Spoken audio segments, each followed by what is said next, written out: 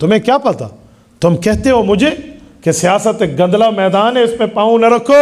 بھائی یہ تب گندلا میدان ہے جب آپ نے علماء کو منتخب کر کے وہاں بھیجا نہیں ہے، تبھی یہ خراب ہوا ہے۔ آپ وہاں آپ کو پتہ ہے یہ جو اندھیرا ہو کمرے میں، تو اندھیرا ختم کرنے کا کیا طریقہ؟ ہم سب رونے بیٹھ جائیں، ہائے اندھیرا ہے، ہائے اندھیرا ہے، ہائے اندھیرا۔ اندھیرے کافور نہیں ہوں گے۔ اندھیرے کے لیے چاہیے کہ آپ اور ہم یہاں چراغ جلا لیں، اندھیرے خود دور ہو جائیں گے۔ بھائی اگر سیاست گندلا میدان ہے تو اپنی طاقت کے مطابق جمعیت علماء کا پشتیبان بن، قائد ملت اسلامیہ کا ساتھی بن، اپنی طاقت کے مطابق چراغ جلا لے۔ خدا کی قسم تجھ سے تو پوچھ نہیں ہوگی نا۔ بس میں نے کہا جو بندہ سارا دین کا کام سنبھالے اور سیاست کرے بھی نہیں اور سیاسیوں کی حمایت بھی نہ کرے، علماء کی، تو مجھے اس کے دین پہ شک ہو جاتا ہے۔ ناراض نہ ہونا، میں نو ڈاؤٹ میں کسی سے پرمیشن لے کر بات نہیں کرتا۔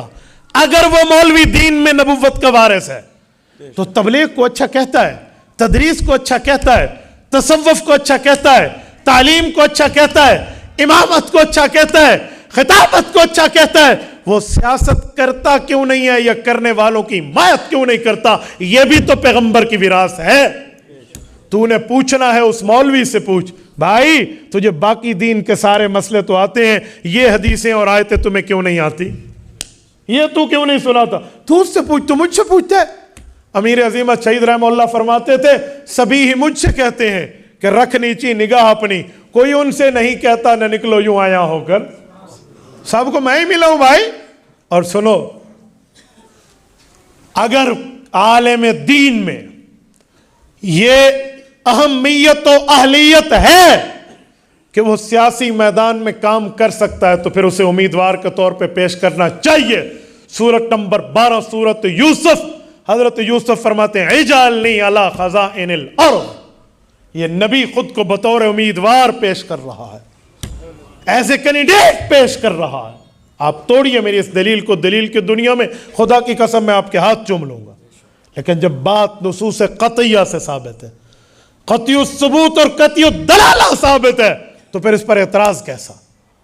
میں کہہ رہا تھا ختم نبوت پہ حفاظت جن سیاسی علماء نے کی ہے ایسی کسی نے نہیں کی۔ آپ کہیں گے کیسے؟ آؤ میں 7 ستمبر 1974 کی لیجسلیٹو اسمبلی آپ کے سامنے رکھتا ہوں۔ 22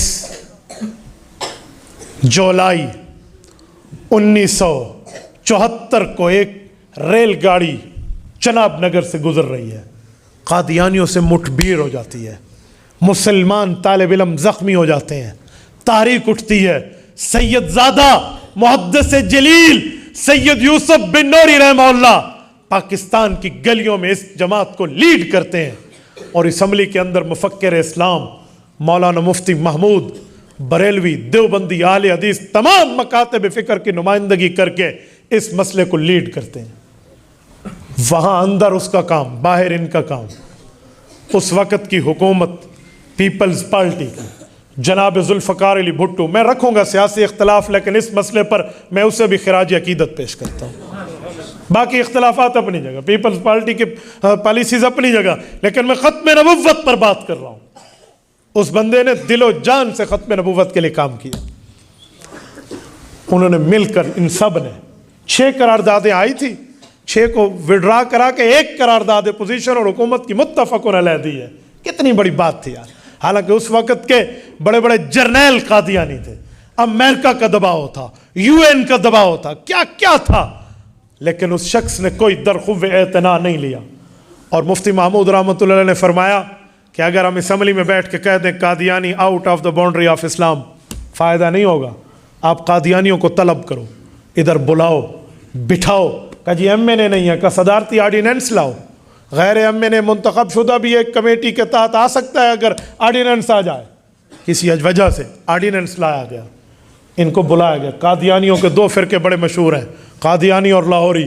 ڈاکٹر عبدالکریم لاہوری فرقے کا نمائندہ، مرزا ناصر قادیانی فرقے کا نمائندہ۔ 13 دن بلایا گیا، 13 دن بحث ہوئی، اس نے اپنے کفر کو اسلام ثابت کرنے میں ناکامی اختیار کی۔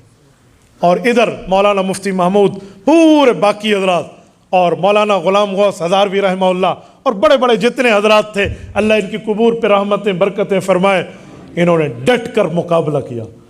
اور وہاں اسمبلی میں مسلمانوں میں خلاصے کے طور پہ کہوں کہ کفر ہار گیا اور اسلام جیت گیا. وہ اپنے کفر کو اسلام میں پیش نہ کر سکے. جب جیتا اور قانون بنا، اور قانون میں قادیانیت کو کافر اقلیت لکھ دیا گیا، تو جب قادیانی وہاں سے نکلے تو انہوں نے کہا اب کیا کریں. تو انگریز کا پرانا ایک ماٹو ہے کہ ڈیوائیڈ اینڈ رول، تقسیم کرو اور حکومت کرو، تقسیم کرو اور مزے لوٹو. تو قادیانیوں نے کہا ڈیوائیڈ، انہیں بھی تقسیم کرو. کہا کیا؟ انہوں نے ایک نیریٹو بنایا، ایک بیانیہ بنایا.